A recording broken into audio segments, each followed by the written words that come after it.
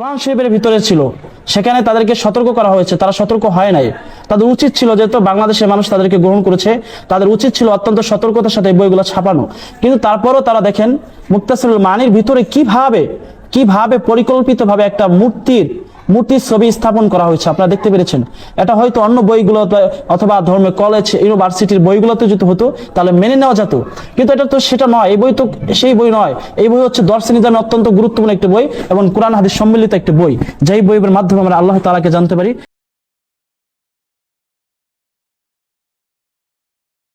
আসসালামু আলাইকুম ওয়া রাহমাতুল্লাহি ওয়া বারাকাতুহু। প্রিয় ভাই বন্ধুগণ, আপনারা সকলেই ভালো আছেন। আজকে আপনাদের সামনে অত্যন্ত গুরুত্বপূর্ণ একটি বিষয় নিয়ে আলোচনা করব। আপনারা আমার হাতে একটি কিতাব দেখতে পাচ্ছেন, যে মুখতাসরুল মাআনি, যেটা আমাদের দর্শে নিজাবির সবচেয়ে গুরুত্বপূর্ণ একটি কিতাব। তো আমরা সকলে এই কিতাবটি পড়ে থাকি এবং পাশাপাশি পড়াই, কিন্তু এই কিতাবের সাথে এমন একটি মর্মান্তিক ঘটনা ঘটেছে যেটা আমাদের জানলে আমাদের মাথা ঘুরে যেতে পারে। আমরা সকলেই জানি আল্লাহ তাআলা শিরককে পছন্দ করেন না, এবং আল্লাহ তাআলা যে ব্যক্তি শিরক করে তাকে কখনো ক্ষমা করবেন না। সেজন্য আল্লাহ তাআলা বলেছেন যে ইন্না শিরকা লাযুলমুন আযীমুন, নিশ্চয় শিরক হচ্ছে মারাত্মক ধরনের গুনাহ। তো আমরা যারা আল্লাহ তাআলাকে বিশ্বাস করি এবং এক আল্লাহর প্রতি বিশ্বাস স্থাপন করি, আমরা কখনো আল্লাহ তাআলার সাথে শিরক করতে পারি না, এবং যারা শিরক করে আল্লাহ তাআলার সাথে আমরা তাদেরকে পছন্দ করি না। আল্লাহর সাথে শিরক, যেমন মূর্তি, ভাস্কর্য, এই সকল বিষয় যদি ইসলামিক বইগুলোতে দেওয়া হয় তাহলে আপনি একটু চিন্তা করেন তাহলে বিষয়টা কেমন হয়। আমাদের বাংলাদেশে একটা অত্যন্ত প্রসিদ্ধ এবং ব্যাপক সারা জাগরণ ইসলামিক লাইব্রেরি হচ্ছে মাকতাবাতুল ইসলামিয়া, ইসলামী লাইব্রেরি। তাদের থেকে ছাপানো মুখতাসরুল মাআনি লক্ষ লক্ষ কপি বাংলাদেশে বিক্রি করা হয়, কিন্তু তারা একবার নয়, এর পূর্বেও তারা ইচ্ছাকৃতভাবে ইসলামিক বইগুলোতে তারা মূর্তির সংমিশ্রণ এবং মূর্তি এবং ভাস্কর্য, তারা চিত্র এবং ছবিকে তারা এই বইগুলোতে, ইসলামিক বইগুলোতে তারা দিয়ে থাকে। তো আজকে আমি আপনাদেরকে এই মুখতাসরুল মাআনিতে স্পষ্টভাবে তারা মূর্তি ছবি স্থাপন করেছে, যেটা আপনি দেখলে মাথা ঘুরে যাবে। তো আপনারা ভালো করে লক্ষ্য করে দেখবেন, যে এখানে দেখেন, এখানে দেখা যাচ্ছে যে এখানে স্পষ্ট করে দেখেন, এখানে একজন মূর্তি, এটাকে বলা হয় কি মূর্তি যেন নাম? কালী মূর্তি। এটা হিন্দুদের একটা মূর্তির নাম, তার নাম হলো কালী মূর্তি। আপনাকে স্পষ্ট করে দেখেন, দেখা যাচ্ছে, দেখতে পেরেছেন? এরকম হাজার হাজার লক্ষ লক্ষ কোটি কোটি তারা পিচ প্রতি বাংলাদেশের প্রতিটা ছাত্রের কাছে বিক্রি করে। এখন আমার জানার কথার বিষয় হলো, দেখেন, একটা ইসলামিক লাইব্রেরি এবং একটা ইসলামের দর্শে নিজামের সবচেয়ে গুরুত্বপূর্ণ একটা কিতাব হচ্ছে মুখতাসরুল মাআনি।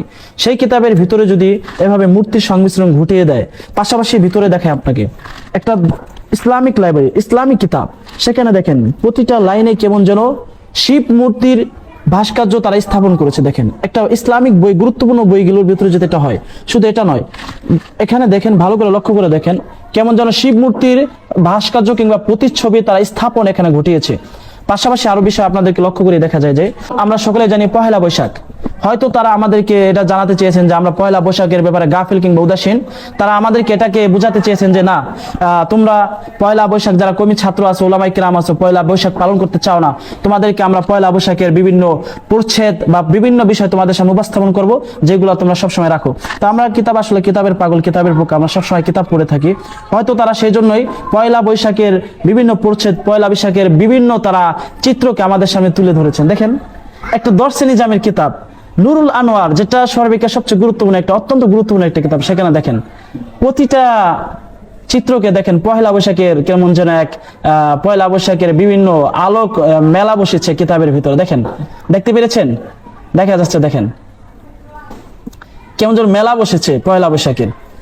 তো আরো অত্যন্ত আফসোসের সাথে বলতে হয়, দেখেন এই মাকামাতে হারিরি কিতাবের ভিতরে দেখেন পয়লা বৈশাখের বিভিন্ন চিত্রকে তারা এখানে উপস্থাপন করেছে। আসলে জানি না তারা এটা এমনটা কেন করেছে।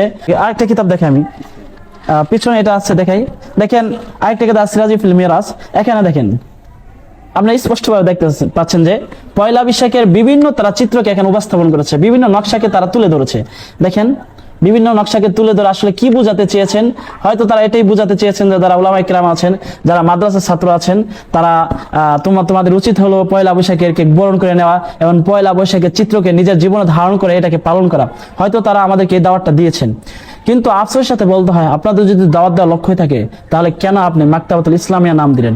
আপনি অন্য নামে এই সকল জিনিস প্রচার করেন কেন? আপনি ইসলামিক বইগুলোতে পয়লা বৈশাখ নামক বিভিন্ন অপসংস্কৃতি, পাশাপাশি এই সবচেয়ে দুঃখের বিষয় হলো আপনি কেন একবার নয়, এর আগে আমরা দেখেছি কোরআন শরীফের ভিতরে তারা এই মূর্তির ভাস্কর্য সংমিশ্রণ করেছে। কোরআন শরীফ আপনি দেখতে পাচ্ছেন, যেখানে কোরআন শরীফের ভিতরে ছিল সেখানে তাদেরকে সতর্ক করা হয়েছে, তারা সতর্ক হয় নাই।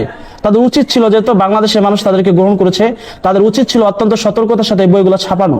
কিন্তু তারপরও তারা দেখেন মুক্তাসিরুল মানির ভিতরে কিভাবে পরিকল্পিতভাবে একটা মূর্তির ছবি স্থাপন করা হয়েছে আপনারা দেখতে পেরেছেন।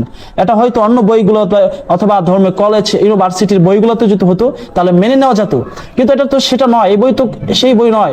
এই বই হচ্ছে দর্শনী দানে অত্যন্ত গুরুত্বপূর্ণ একটি বই এবং কোরআন হাদিস সম্মিলিত একটি বই, যেই বইয়ের মাধ্যমে আমরা আল্লাহ তাআলাকে জানতে পারি এবং নবী করিম সাল্লাল্লাহু আলাইহি ওয়াসাল্লামের আদর্শ অনুযায়ী চলতে পারি। কিন্তু এই বইগুলোর ভিতরে এইভাবে মূর্তির সংমিশ্রণ ঘটিয়ে এবং বিভিন্ন কিতাবের ভিতরে পয়লা বৈশাখের বিভিন্ন চিত্র ধারণ করে আসলে তারা কি বোঝাতে চান, আসলে তারা কি উদ্দেশ্য? যারা বাংলাদেশের বিজ্ঞ ওলামায়ে কেরাম আছেন, আপনাদের কাছে একটাই দাবি, অতি শীঘ্রই মাকতাবাতুল ইসলামিয়ার বিরুদ্ধে চূড়ান্ত পদক্ষেপ নিতে হবে এবং তাদেরকে কঠিন আইনের আওতায় কিংবা কঠিন প্রশ্নের সম্মুখীন করতে হবে যে আপনারা কেন একবার নয়, এর আগে কোরআন শরীফের ভিতরে একবার নয়, এখন দর্শন নিজামের ভিতরে মুক্তাসিরুল মানির ভিতরে একবার নয় একাধিকবার কেন আপনারা এই মূর্তির সংমিশ্রণ ঘটান, মূর্তির ছবি স্থাপন করে মানুষের ইমানকে বিধ্বংস করার চেষ্টা করেন? একবার নয়, কেমন? এজন্য বাংলাদেশে যারা ওলামায়ে কেরাম আছেন আপনারা এখনই সজাগ হন এবং যারা মাদ্রাসা ছাত্র রয়েছেন তাদের কাছে একটাই আবেদন, আপনারা এই ভিডিওটি শেয়ার করে মাদ্রাসার যত ওলামায়ে কেরাম আছেন, যত ছাত্র আছেন সবাইকে এই বিষয়ে সজাগ দৃষ্টি করবেন এবং সতর্ক করবেন, যাতে কেউ মুসলিম নাম ধারণ করে কিংবা মুসলিম ছদ্মবেশ ধারণ করে ইসলামের ক্ষতি না করতে পারে, ইসলামের ভিতরে ইমান বিধ্বংসী কোনো বিষয় যেন স্থাপন বা প্রবেশ না ঘটাতে পারে। এজন্য আমরা সকলেই সতর্ক থাকব।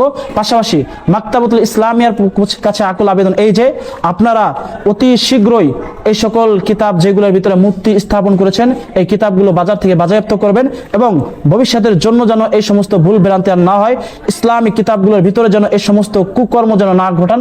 এজন্য আপনাদেরকে জাতির কাছে ক্ষমা চেতে হবে এবং ওলামায়ে কেরামের কাছে ওলামায়ে কেরাম তাদের থেকে কঠিন জবাব নিতে হবে। তো সকলে এই ভিডিওটা শেয়ার করবেন যাতে করে প্রতিটা ছাত্র এবং প্রতি দেশের মানুষ যেন সজাগ দৃষ্টি রাখতে পারে এবং সতর্ক হতে পারে। আসসালামু আলাইকুম ওয়া রাহমাতুল্লাহি ওয়া বারাকাতুহু।